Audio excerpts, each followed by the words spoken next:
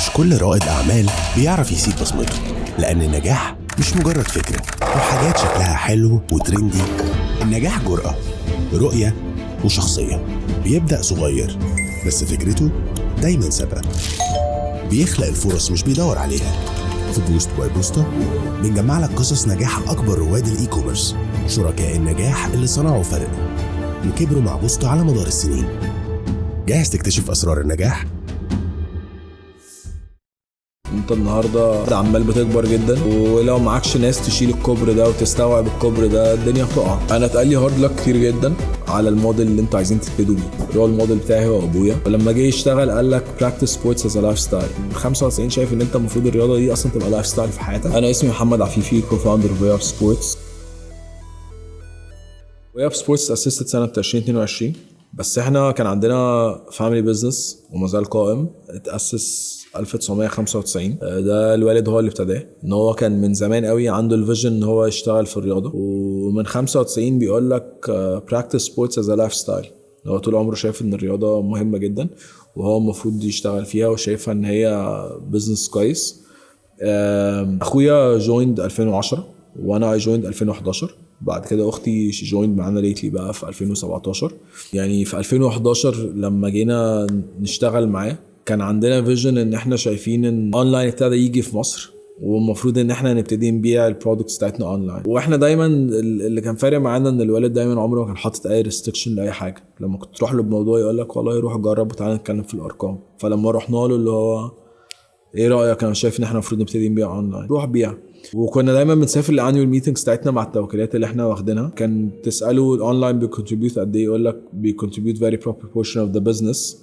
فاحنا كنا شايفين ان هو هيماتيور في مصر وهيقعد يكبر بالوقت، وكان دايما عينينا على الاونلاين وشايفين ان احنا محتاجين نبتدي ننفست فيه واحده واحده ونكبر شغلنا فيه. بعد كده الوقت عدى وجينا في 2021 حسينا ان بقى في very proper maturity، ولقينا ان مفيش لغايه النهارده اي كوميرس ويب سايت بيكونسوليديت كل حاجه ريليتد بالرياضه تحت بلاتفورم واحد. وكانت هنا بقى فكره وي اب جت، ان انت النهارده خبرتك اللي انت اشتغلتها الفتره اللي فاتت دي كلها، اللي اخدتها في البي تو بي اونلاين واشتغلتها واستفدت بيها في مجال الرياضه، ما تبني ويب سايت وموبايل اب بيكونسوليديتوا كل حاجه ليها دعوه بالرياضه تحت بلاتفورم واحد. الاسورتمنت والبرايسنج والكاستمر اكسبيرينس. احنا شفنا النهارده ان احنا لو احنا بندي للكلاينتس اسورتمنت كبيره جدا، very wide assortment بمختلف الرياضات، ان احنا في وي اب بنركز جدا على ان احنا نغطي كل الرياضات ب very competitive prices. احنا بنبيليف ان احنا شاطرين جدا في حته البرايسنج دي. بكاستمر اكسبيرينس لذيذه بقى هنا بتيجي ان انت بتحاول ان انت تشوف انت ازاي هتدلع العميل على قد ما تقدر.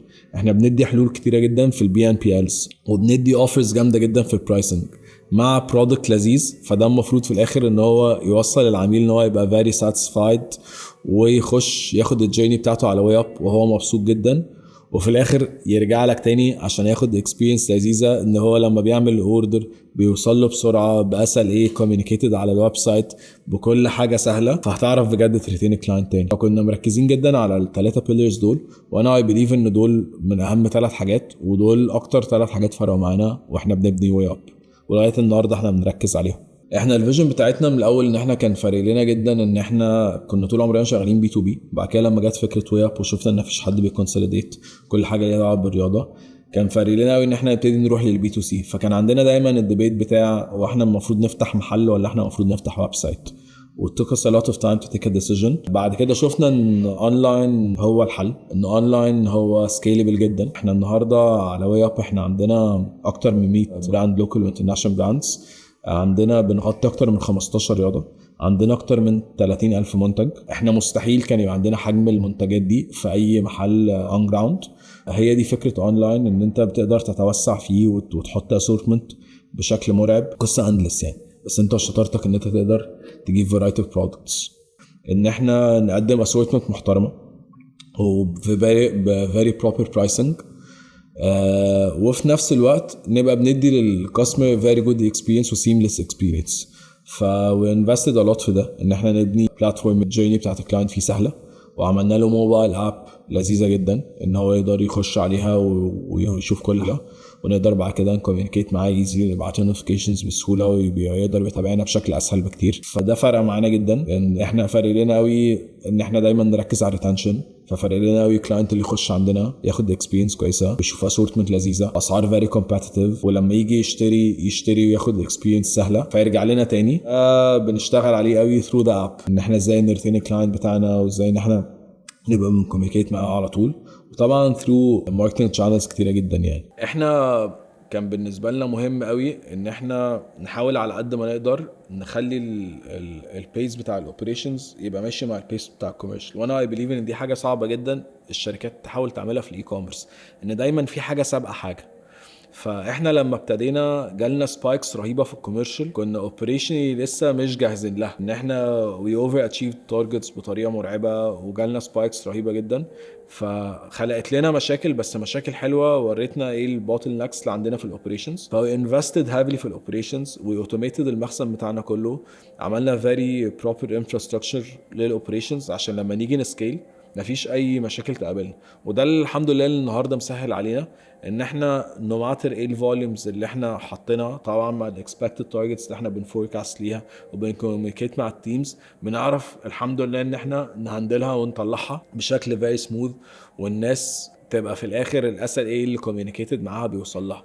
ان في الاخر العميل بتاع اونلاين ده لو هو طالب الاوردر النهارده وانت بتقول له انا هوصله لك من 1 ل 3 بزنس دايز وجاله كمان اسبوع، هو هيبقى فيري frustrated. فهي الفكره كلها مش ان انت تجيب الاوردر، الفكره كلها ان انت تجيب الاوردر بس انت تشوف انت ازاي في الاخر هتوصله.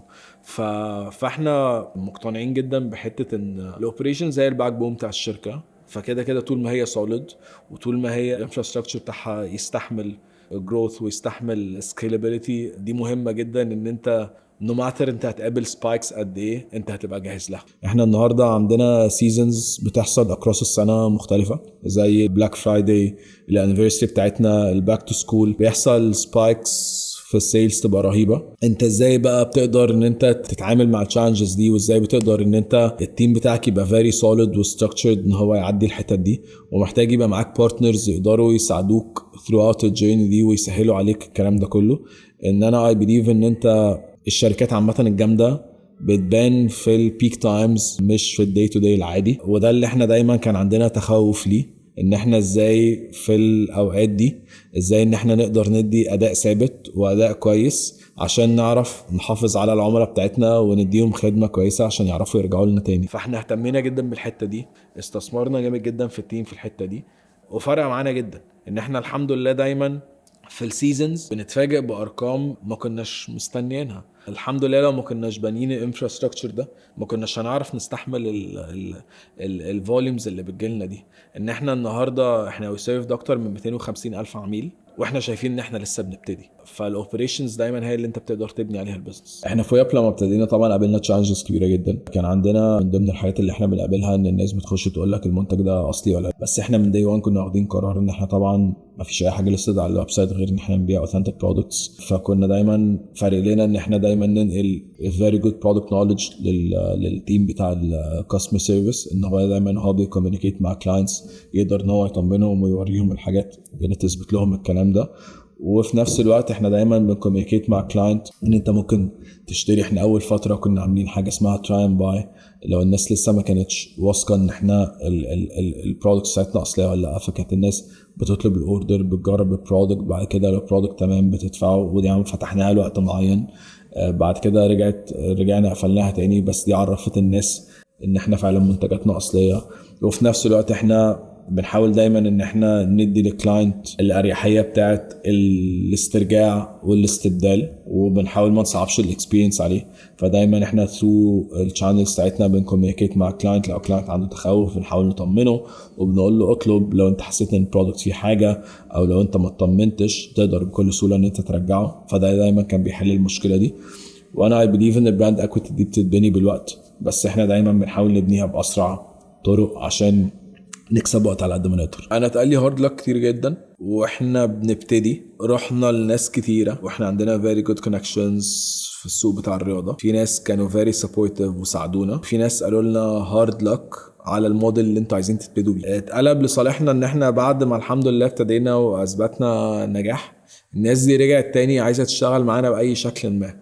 دي كانت احلى هارد لك، ان ده كان بيتشالنج وبيقول لك انت مش هتعمل ومش هتنجح، وانا مديهم عذرهم ان لما احنا برضو ابتدينا كانت في ناس شغاله اونلاين بطرق معينه مش بتحقق لهم احسن سيلز، فانا متفاهم موقفه ومتفاهم فكره. بس لما لقى ان ويب الحمد لله وصلت لحته كويسه وفاندرز كتير جدا بتعمل منها ارقام كويسه جدا، هو اللي رجع وبيقول لك قول لي عايزين نشتغل مع بعض ازاي. فدي كانت احلى هارد لك. احنا دايما فكرنا في ويب احنا ازاي نسيرف كلاينت بكل حاجه، فاحنا لما بنيجي نبص للموضوع بنبص له باي سبورت، مش ان احنا ندخل برودكتس وخلاص. احنا بنتاكل الويب سايت عامه بالرياضات، بنشوف ايه الرياضات اللي عندنا وايه الرياضات اللي ناقصه وان احنا المفروض نزودها. وكنا مركزين جدا برضو على ان احنا ندخل اللوكال براندز اللي بجد بتقعد فاليو حقيقي. ابتدينا ندخل لوكال براندز قبل المقاطعه، وبعد المقاطعه ركزنا عليها اكتر شويه وزودناها اكتر شويه. ده اثر على السيلز بتاعتنا ان اللوكال براندز بتدي حل لذيذ جدا للعميل، ان هو بيوفر برايس بوينت لذيذه جدا احنا ساعات مش بنقدر نقدمها في الانترناشونال براندز. فاحنا بنشوف ان في منتجات محليه هايله بتضيف لنا على الويب سايت، عشنا معاها سكسس ستوريز لذيذه جدا وبتغطي حاجات مش موجوده عندنا، وساعات بتقعد فاليو في حاجات موجوده في فيري كومبيتيتيف برايسز وبماتيريال محترمه جدا. فده حقيقي احنا فعلا بنبيع منتجات محليه كمان. وفي نفس الوقت لو حد عنده تخوف من برودكت معين وعايز يشتريه ويجربه بماتيريال لذيذه وببرايس بوينت لذيذه، بيروح ديفنتلي لللوكال براند.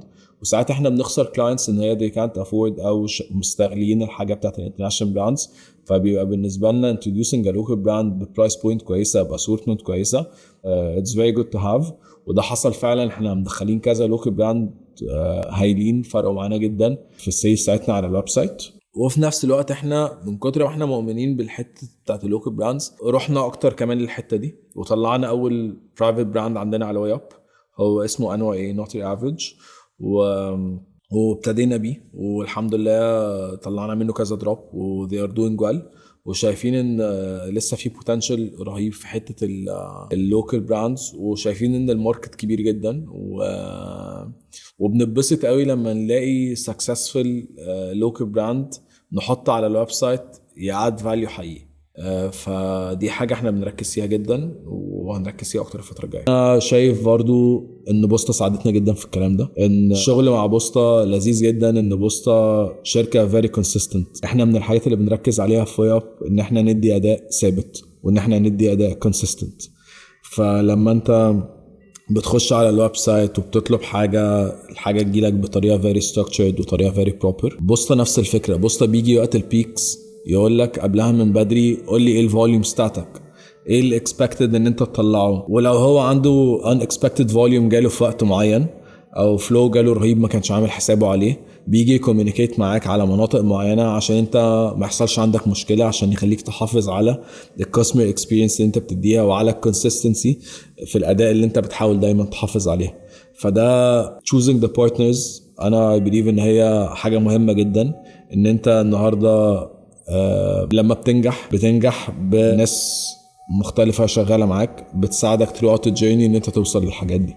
انا شايف ان بيميز بوسطة عن بقية الشركات ان بوسطة they invested heavily في التك، وده اللي بيفرقهم جدا عن شركات الشحن، وده لما هم they scaled ده اللي فرق معاهم بجد. انا اللي بيبسطني جدا في بوسطة معانا ان ده true partner تقدر تريلاي عليه في اي وقت. الناس دي very transparent و very consistent، واحنا في الويب سايت هنا كل اللي بنركز فيه ان احنا نقدم اداء ثابت، فبوسطة بيكملونا في الحته دي.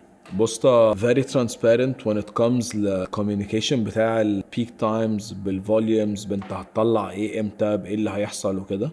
ان هو دايما فارق له ان هو يديك نفس السكسس ريت اللي هو بيدولك ان ما كانش احسن في البيك تايمز. ودي حاجه انا دايما بضحك باجي اقول لهم يا جماعه انتوا في البيك تايمز ادائكم بيعلى، وده عكس شركات شحن كتيره جدا. في ناس they over promise و they don't do، يقعد يقول لك انا هعمل لك واستناني وانا هطلع لك وكده وما بيعملش.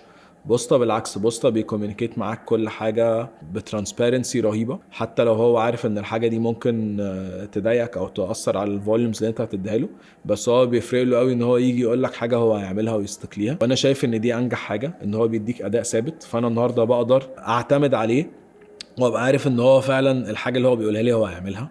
فانا بقدر اعتمد عليه في حته الاوبريشنز، وبقدر اعتمد عليه ان هو يدي اكسبيرينس كويسه للعميل بتاعي. بلس ان هو طبعا حته الداشبوردز اللي هو عاملها، احنا باي ذا واي احنا وي انفست ا لوت في الداتا ساينس، وبنبني داشبوردز كتيره جدا في وي اب تساعد التيمز اكروس، عشان احنا بنليف ان الحته دي مهمه جدا في البيزنس. بس النهارده الداشبورد اللي بوسطه بنيها برضو مساعده جدا الاوبريشنز تيم بتاعنا في حاجات مختلفه. هو النهارده اصلا مبدئيا بيديني انسايتس على ايه الافريج سكسس ريت اكروس في الاندستري بتاعتي. دي حاجه اصلا انا عمري ما هشوفها مهما انا بنيت، فدي لذيذه عشان تعرفني وير دو اي ستاند بالنسبه للسوق. النهارده مديني بريك داون فيري بروبر للشحنات اللي ما اتسلمتش، فانا النهارده بيعرفني بجد من المندوب بتاعه هو العميل ده رفض الاستلام عشان كان عايز يعاين، ولا العميل ده الادرس بتاعه ما كانش كلير ان حاجه حاصله. فبيدينا انسايتس لذيذه جدا بناخدها وبنرجع نشتغل عليها. فانا اي بليف ان حته التاج دي فرقت معاه جدا ومساعدانا جدا ومسهله علينا وعليه الشغل. النهارده التاج ده لما بيجي اي مشكله الشباب خلاص هي بتخش تحط التيكت بيبقى ليها اس ال اي معين، بتخش في بروسس معينه مسهله علينا كلنا الشغل. احنا مبسوطين جدا مع بوسطه، واحنا دايما بندور على احنا ازاي نكبر الشغل معاه، ان هو شريك ريلايبل ترانسبيرنت كونسيستنت. وانت لما تيجي تدور على شركه شحن انت مش محتاج اكتر من كده. من ضمن الحاجات اللي احنا كنا مركزين عليها واحنا بنبني وي اب ان احنا ازاي نبني فيري بروبر وستراكشرد تيم يساعدنا ان احنا نعرف واحنا بنسكيل ما نقابلش تشالنجز على قد ما نقدر. واحنا كنا مركزين جدا على الحته دي، ازاي ان انت طبعا انت في الاول وانت صغير انت بتبقى عايز تكونسوليديت تاسكس كتيره جدا في حتت واحده، ومع الجروث ومع السكيل بتبتدي تبريك داون الحاجات دي انتو different roles جوه الديبارتمنتس بكل حاجه. فاحنا كنا من الاول عاملين structure يبقى لذيذ، ولما نبتدي نكبر نبتدي نفتح الفانكشنز دي اكروس الشركه عشان unlock البوزيشنز دي وتستوعب الكبر اللي احنا بنكبره. واحنا شايفين ان جزء كبير جدا من النجاح هو بيرجع للتيم اللي ساعدنا واحنا بنكبر ان احنا نحقق الكلام ده. دي كانت تشالنج، ودي دايما بتبقى تشالنج كل ما انت بتكبر، ازاي انت تعرف ان انت تحافظ على الناس دي، وازاي ان انت تفتح لهم حاجات في الكارير باث بتاعه ما يحسش ان هو بيتزنق في وقت معين وعنده ليميتيشن في الكارير. واحنا شايفين ان التيم ده هو اللي منجح الشركه. ان احنا النهارده عندنا تيم شايف ان هو فيري لويال، بيحب الشركه جدا، شغال في فيري هيلثي انفايرمنت، بجد بيقعد فاليو حقيقي. احنا كل حد في الشركه هو اللي موصلنا لغايه كده. النهارده كل حد في الشركه هو عيله جدا بالنسبه لنا، نو ماتر هو مشي ولا قعد، جه وقت معين واحنا في ناس قعدت معانا ومشيت وهي بالنسبه لنا عيله ولسه بتجيلنا لغايه النهارده ولسه في علاقه. فاحنا دايما بنهتم جدا ان احنا العيله دي تكبر، والعيله دي الناس تبقى شغاله في انفايرمنت صحيه جدا عشان يبقوا مبسوطين ويحسوا ان هم part of the journey وان هم عايشين السكسس ده معانا. وفي حاجه تانية برضو احنا بنحاول دايما نقدمها، ان احنا نشارك الناس احلامها. في ناس ابتدت معانا في الديبارتمنتس والong the way واحنا بنكبر شافوا ان هم عندهم potential في ديبارتمنتس تانية، واحنا دايما بنفتح الباب للناس في الحتت دي وبننقلهم باريحيه. ولما بيتنقلوا انت بتتبسط جدا لما حد يجي يقول لك انت ساعدتني اخد من احسن القرارات اللي في حياتي، وده قرار فرق معايا جدا ان انا اتنقلت من الديبارتمنت دي والديبارتمنت دي وعملت كارير شيفت وانت كنت سبب من الاسباب ده، وانا مبسوط جدا. فبتحس ان انت اصلا on a personal level بعيد عن الشغل وهو ازاي productive وهو ازاي فرق معاك، ان انت بجد اثرت في حياه حد. وانا شايف ان دي حاجه الواحد بيبقى مبسوط جدا ان هي بتحصل، ان هو لو يبقى سبب بسيط ان هو يساعد الناس ان هي تاخد قرارات صح في حياتها العمليه. ان انت تقول له انا شايف ان انت ممكن تبقى شاطر في الديبارتمنت دي، وهو اصلا كان بقاله وقت كتير جدا بيشتغل في حاجه تانية، بس انت بتفتح له باب وبتفتح له طريق، ولو هو شاطر فعلا بيجري ويروح له. فانا شايف ان دي حاجه من الحاجات اللي احنا بنحاول نعملها، ان احنا ما نحطش للناس ليميتيشنز جوه الكارير باث بتاعها جوه واي اب، وبنحاول على قد ما نقدر نفتح لهم طرق ونفتح لهم سكك ان هم يكبروا. احنا دايما بنشوف ان احنا بنتخانق مع الوقت، ان الوقت مش كفايه، اليوم قصير جدا. فدايما بنقول للناس القطر ماشي، واللي هيركب في القطر ده هو بيجري معانا، اللي مش عارف يجري بنفس بيس القطر للاسف هو بيقع منه. احنا عندنا سكسسرز كتير جدا طالعه من الشركه اكروس ديبارتمنتس مختلفه كتير جدا.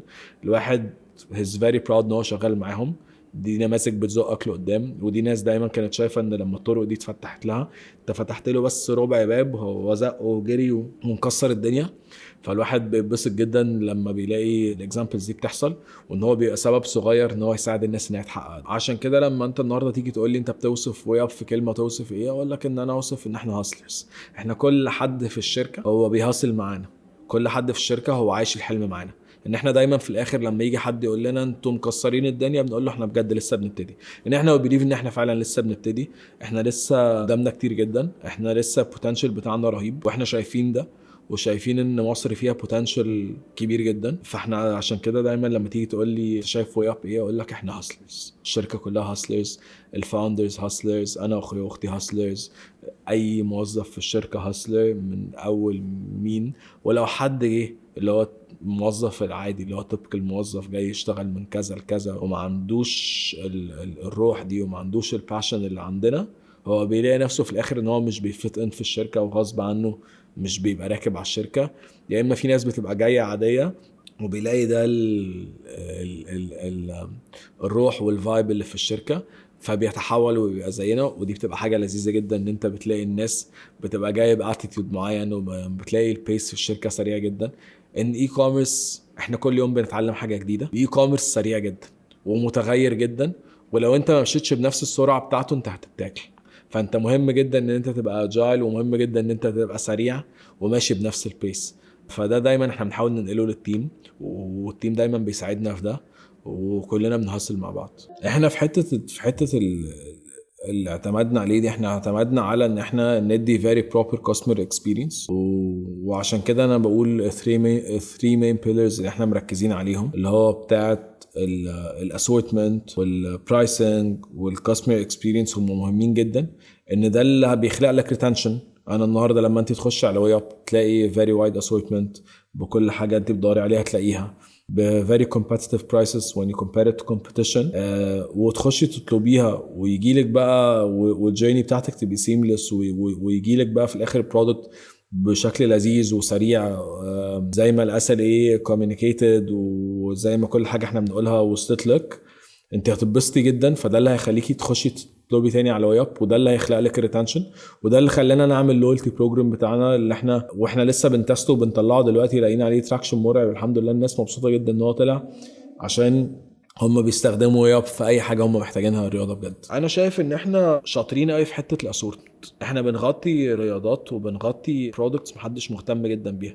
احنا لما جينا ابتدينا ويب كان عندنا تشالنج شويه في الموديل، ان احنا كنا مركزين جدا على الماركت بليس ومش على ريتيل، فكنا ليميتد جدا بالاسورتمنت بتاع السوق. فكان في برودكتس كتيره جدا نفسنا ان احنا نجيبها بس ما كناش عارفين ان احنا نجيبها. فابتدينا نقلب الموديل شويه توردز الريتيل، ادانا اريحيه شويه ان احنا نبتدي نجيب اللي احنا عايزينه.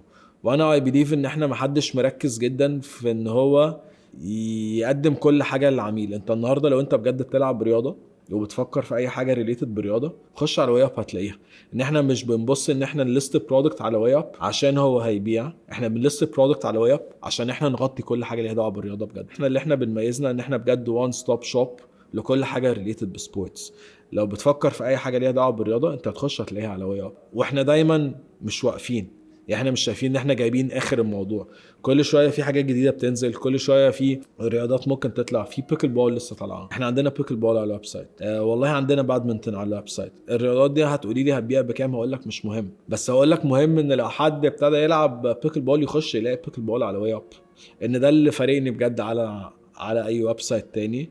انا مش سيلز دريفن، اكيد السيلز مهمه، بس احنا وي بليف ان السيلز تيجي من حتت تانية. لما نبقى ويب سايت بجد كامل ومتكامل الحاجه هنعرف نبيع كويس. انا اي بليف ان حته الكاستمر سيرفيس من اهم الديبارتمنتس موجوده في الشركه. ان في الاخر الاي كوميرس العميل مش شايفك ولا انت شايفه، فهو لما يجي يكوميونيكيت معاك لازم انت تحلله، لازم انت تطمنه، ولما تحلله وتساعده هو ده اللي هيخليه يجي تاني، وده اللي هيعلي لك الريتنشن، وده اللي هيخلي الكلاينت ده دايما يبقى لويال ليك، وده اللي بيفرق شركه عن شركه. واحنا دايما المدرسه اللي بنشتغل بيها ان احنا دايما بنحط نفسنا مكان العميل. بنقابل كيسز كتيره جدا ان في ناس كتيره قوي بتشتري حاجات وممكن يرجع لك بعد 6 شهور او بعد سنه يقول لك المنتج اللي انا اشتريته انا كنت مشتري منك جزمه برقم وباظت، ايه الحل؟ احنا ساعتها هنا نقول له والله انت عديت وقت معين، جهاز حمايه المستهلك بينص على كذا والقصه خلصت. لا، احنا هنا بنحط نفسنا مكان العميل، بناخد الكيس بتاعته، نبتدي انفستيجيت في الكيس.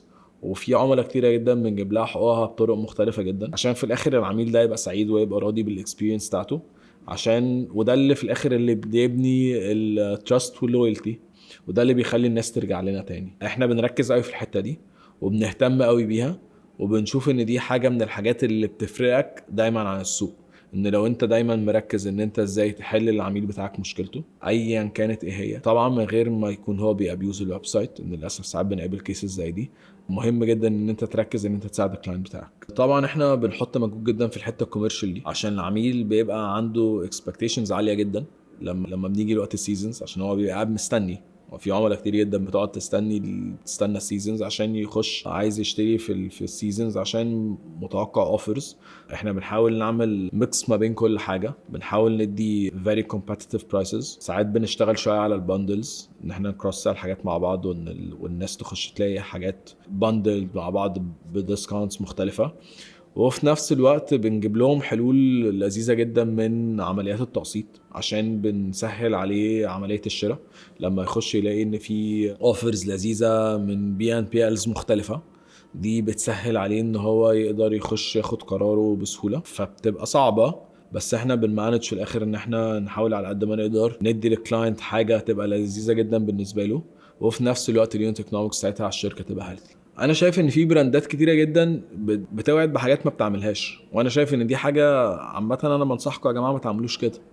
يعني دون بروميس العميل بحاجه انت ما تعملهاش. ان انا النهارده بيبقى عنده اكسبكتيشنز، انت لما هتوعد العميل بحاجه هو كده كده هيخش يشتري، بس لما ياخد اكسبيرينس مش كويسه هو عمره ما هيرجع لك. واحنا دي من الحاجات اللي احنا بنركز جدا عليها. احنا عشان كده حتى احنا بانين لويالتي بروجرام عندنا بنطلعه ومركزين جدا فيه.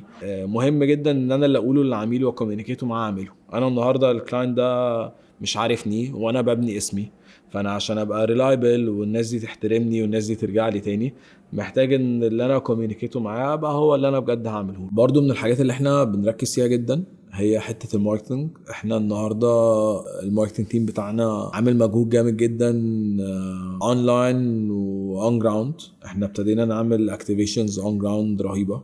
احنا بارت اوف الناس كتير قوي كانت بتقعد تقول لك انتوا مين وانتوا بتبيعوا برودكتس اصليه ولا لا. احنا الماركتنج تيم بتاعنا الاون جراوند اكتيفيشنز اللي عملها كنا بننزل كتير قوي نعمل برودكت سبورت لحاجات مختلفه، كان بتوري الناس البرودكتس احنا بنبيعها، بنحتك اكتر مع الناس على الارض. ان دايما في اونلاين العميل مش شايفك، فلما تبتدي تعمل اكتيفيشنز لما تبتدي تنزل ويشوفك دي هايله. ان اديشن طبعا للاونلاين اكتيفيتيز اللي احنا على طول بنعملها، بالبرفورمانس ماركتنج اللي احنا مركزين فيه جدا.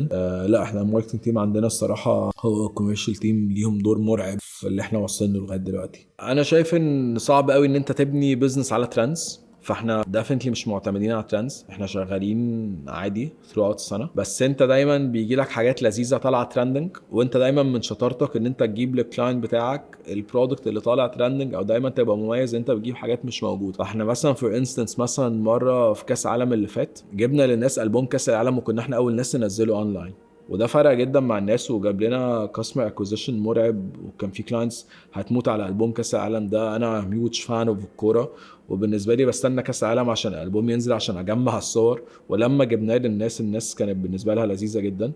والترندز دي بتبقى لذيذه لاوقات، بس انت ما ينفعش تبني عليها البيزنس بتاعك. فاحنا النهارده لما بتيجي opportunity ولما نلاقي product trending بنروح له وبنجيبه. it reflected well واشتغل لذيذ، it didn't reflect well الشغل كده كده شغال، البيزنس كده كده شغال، وانت بتبلان له وشغال عادي. لو معايا 10 ثواني اقنعك ان انت تخش وتشتري من واي اب، هقول لك بجد لو انت بتدور على اي حاجه ليها دعوه بالرياضه ما تفكرش مرتين. ان احنا بنقدم اقوى اسورتمنت موجوده في مصر، بنقدم اقوى اسعار مع احلى اكسبيرينس. شايفين ان احنا لسه قدامنا في مصر كتير جدا، شايفين ان مصر دي لسه فيها بوتنشال. بنبص على بره، ديفنتلي ابتدينا نبص على بره.